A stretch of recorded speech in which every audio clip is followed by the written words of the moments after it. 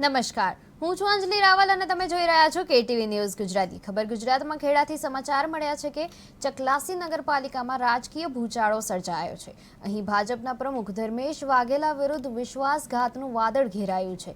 નગરપાલિકાના ચૂંટાયેલા સભ્યો દ્વારા તેમના વિરુદ્ધ સ્પષ્ટ અવિશ્વાસની દરખાસ્ત રજૂ કરવામાં આવી છે। વિગતો પ્રમાણે પ્રમુખ સાથે સભ્યોનું કોઈ સંકલન રહ્યું નથી અને સૌથી ગંભીર આરોપ એ છે કે તેઓ ન તો પ્રજાના હિતના પ્રશ્નો ઉકેલતા હતા ન તો કોઈ વિકાસલક્ષી કામગીરી માટે યોગ્ય આયોજન કરતા હતા। સભ્યોએ જાહેર રીતે આક્ષેપ મૂક્યો છે કે પ્રમુખ મનસ્વી રીતે નિર્ણયો લેતા હતા અને પ્રજાના હિતને અંધારામાં રાખતા હતા। ચકલાસી નગરપાલિકા કુલ 28 બેઠકોમાંથી ટોટલ 22 સભ્યો દ્વારા આ અવિશ્વાસની દરખાસ્ત સબમિટ કરવામાં આવી છે।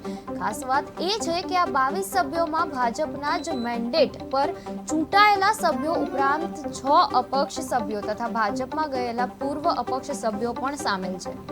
મુખ્યમાં કોઈ નિર્ણય લેવાની કોઈ શક્તિ નથી અને સભ્યો સાથે સંકલન પણ કરતા નથી અને અમે સભ્યો જાતે લીકેજ સરખી પણ કરી શકતા નહોતા।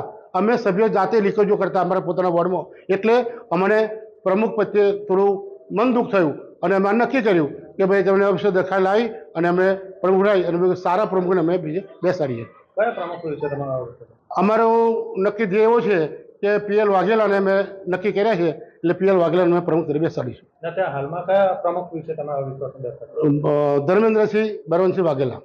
આગળ તમે રજૂઆત કરી? રજૂઆત ઘણી કરી પણ કોઈ નિર્ણય આવ્યો નથી। આરસીએમમાં પણ રજૂઆત કરી અને અમારી તે બીજે ઘણી જગ્યાએ રજૂઆતો કરેલી છે। પક્ષમાં